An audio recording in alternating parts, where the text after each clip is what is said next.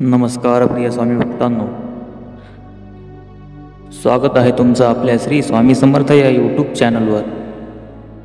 प्रेमळ भक्तांनो, आज आपण श्री स्वामी समर्थ महाराजांचा असा एक दिव्य आणि शक्तिभव्य मंत्र पाहणार आहोत. या मंत्राने तुमच्या आयुष्यामध्ये लाखो आणि करोडो रुपये येऊ लागतील.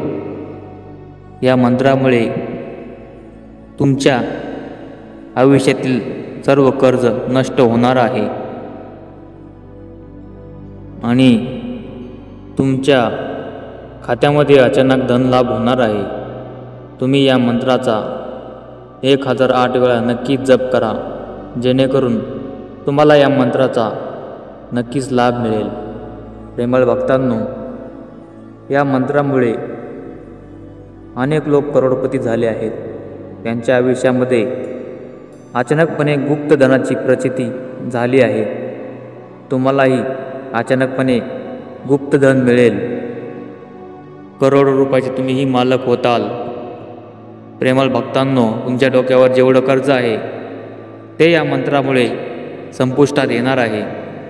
या मंत्रामध्ये एवढी ताकद आहे, एवढी शक्ती आहे की तुमच्या डोक्यावरील हजारो आणि करोडो रुपयांचे कर्ज असले तरी क्षणात ते गायब करणार आहे.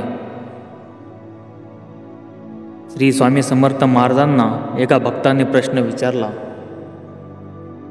की, श्री स्वामी समर्थ महाराज, मी आज सकाळी उठल्यावर देवाची पूजा करताना स्वामी समर्थांना विचारले, स्वामी, मी तुमची भक्तिभावे पूजा करतो.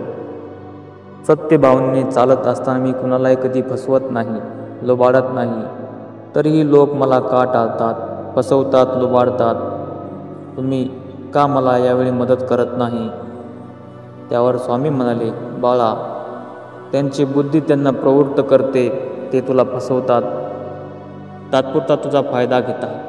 पण तू निराश होऊ नको. तुला फसवल्याने त्यांना जे पुढे नकळत चांगले मिळणार होते तेही त्यांच्यापासून लांब गेलेले असते आणि त्यांचे पाप त्यांच्या प्रपंचाला भोगावे लागत असते. वरवर तो सुखी दिसत असला तरी आतून त्याने जे कृत्य केलेले आहे त्याची फेड त्याला लगेच मिळत राहते आणि तुला न मिळालेले ते तुझ्या दुसऱ्या रूपात कुठेतरी डबल मिळून जाते. म्हणून निष्ठा सोडू नको, प्रामाणिक राहा, भक्ती कर, कुणाचं वाईट चिंतू नको. मी तुझ्या पाठीशी आहे. बाळा, आता तुला तुझा स्वभाव बदलण्याची गरज आहे.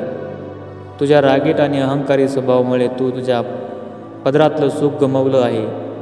एकट्याने संसार कधीच पूर्ण होत नसतो. संसार करण्यासाठी जोडीदार हा हवाच. राग आणि अहंकार जरा बाजूला सार. तुझा संसार तुला पुन्हा मिळेल. मी तो तुला मिळवून देईन.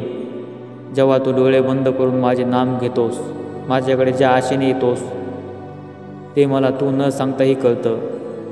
मी माझ्या भक्ताच्या चांगल्या इच्छा नक्कीच पूर्ण करत असतो. माझ्या आज्ञेचे पालन कर. तुला तुझ्या संसारात हव्या असणाऱ्या सर्व सुखसुविधा मी देईन.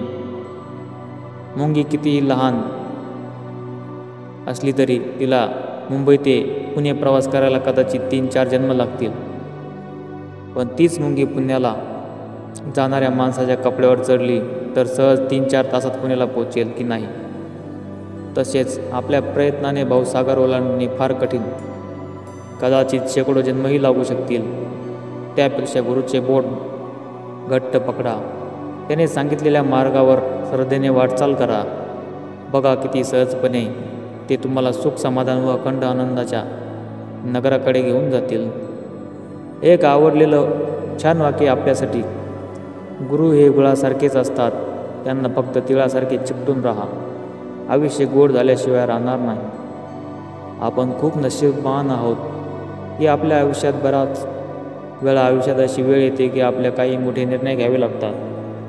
हे निर्णय घेण्यापूर्वी अनेक प्रश्न मनात उभे राहतात व आपण निर्णय घेण्यास डगमगून जातो. अशा वेळी स्वामींना प्रश्न विचारा, तर स्वामी नक्कीच या प्रश्नाचं उत्तर देतात आणि आपल्याला योग्य निर्णय घेण्याची शक्ती देतात. स्वामींना प्रश्न विचारण्यासाठी 2 समान आकाराचे कागदाचे तुकडे घ्यायचे आहेत. प्रथम एका कागदाच्या तुकड्यावर लाल पेनाने श्री स्वामी समर्थ असे लिहावे व त्या दुसऱ्या